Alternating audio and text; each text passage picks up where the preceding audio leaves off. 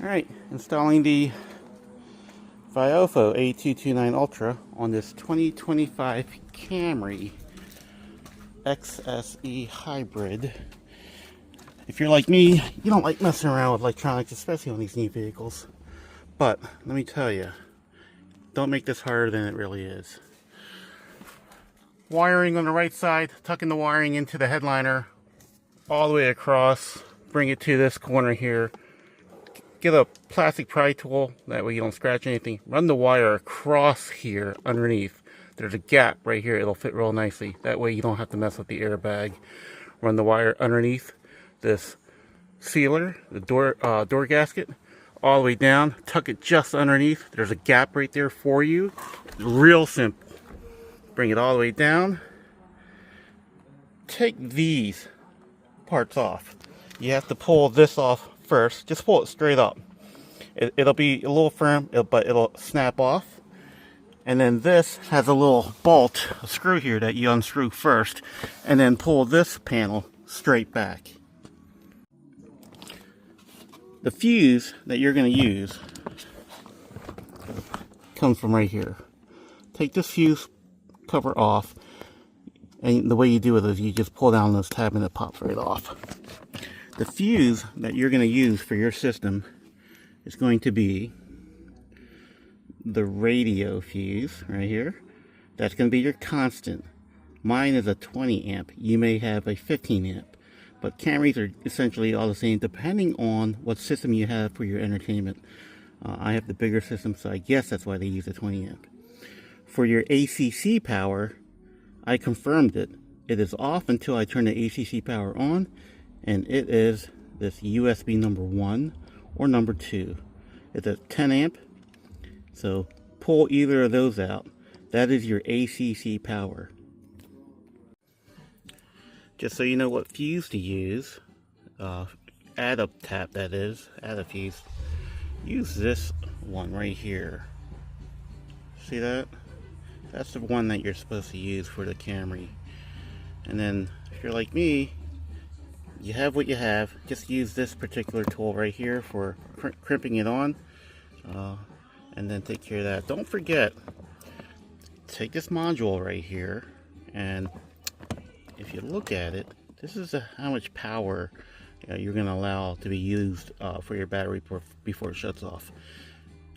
People have commented that they've tried using it to the 11.8 volt, far left, and kind of hurts their battery power. So play it safe, guys.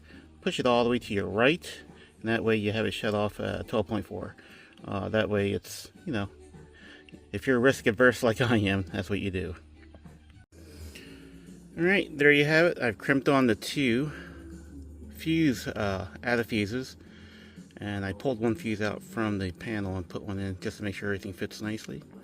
What I'm going to do is, the reason I took this kick panel off here is because I want to ground it right here at this bolt.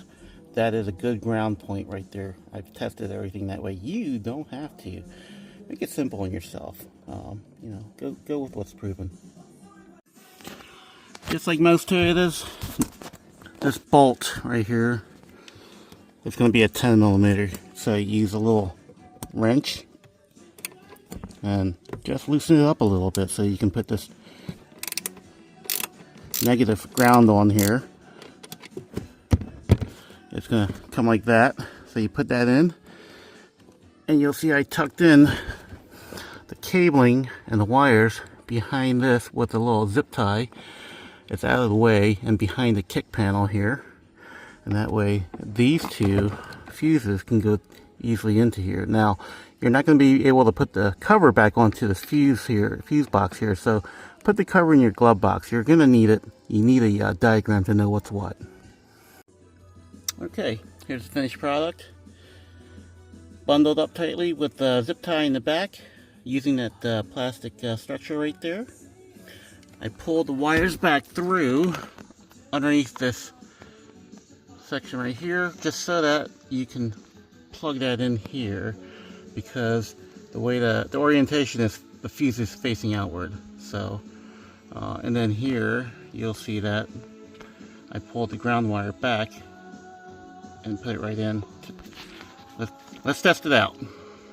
It's a little hard to do this with only two hands, but use a tool like this to tuck this into the headliner, and then you pull it in behind here. Again, use a tool like this just to give it a little gap, stuff it under, bring it under here, and then you start wrapping it, the cord through here underneath the liner, and you take it all the way to the back. I'll show you how that looks. Now, I'm not a pro at this, but I mean, I'm just a regular schmuck like you guys, just doing this at home. But I found that the best way for me to tuck this under is to just push this tool under here, gap it just a little bit, and with the other hand, push the cable underneath, and there's a nice gap underneath where it fits and sits nicely, and it doesn't get pinched. Alright, it was real easy to tuck the cabling underneath the headliner here on the side and between this gasket. Now I got to the back here, airbag, so you gotta avoid that. I just kept it up top here real tight and pushed it underneath the headliner. I'm up here now, but man, there is an excessive amount of cabling here, so I had to roll it up. I'm going to tuck this underneath in the back here, and then I'm just going to keep a short cable, and I'll probably put the rear camera probably more towards the off center behind the headrest so that it doesn't obstruct the view. If you go to your trunk, there's a little lever on top here that you pull right there.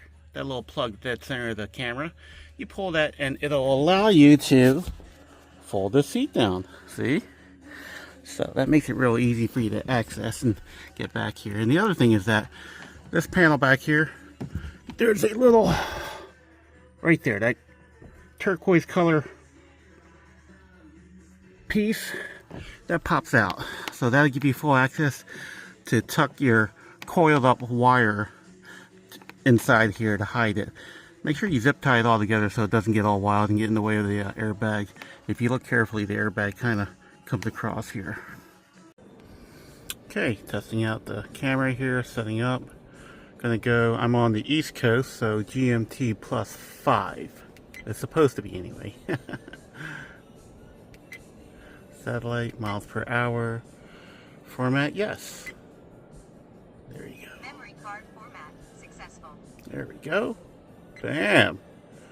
Oh, okay, and my camera in the rear seems to be upside down. Let me see about adjusting that. Alright, I set everything up. Everything works good. Only thing was, I went in to connect the Wi-Fi, and the default password for connection of your Wi-Fi is 1234567 and if you go to change your password and you try to connect and all that, and all of a sudden everything fails and you get error messages, reset your camera to factory settings and it'll throw you back into the default password of 1234567. If you want to know where it's at for a button to reset, get yourself a little pick like this, and then there's a little button right, or a slot, little hole right there, and you push that in for a second or two and it'll reset everything for you.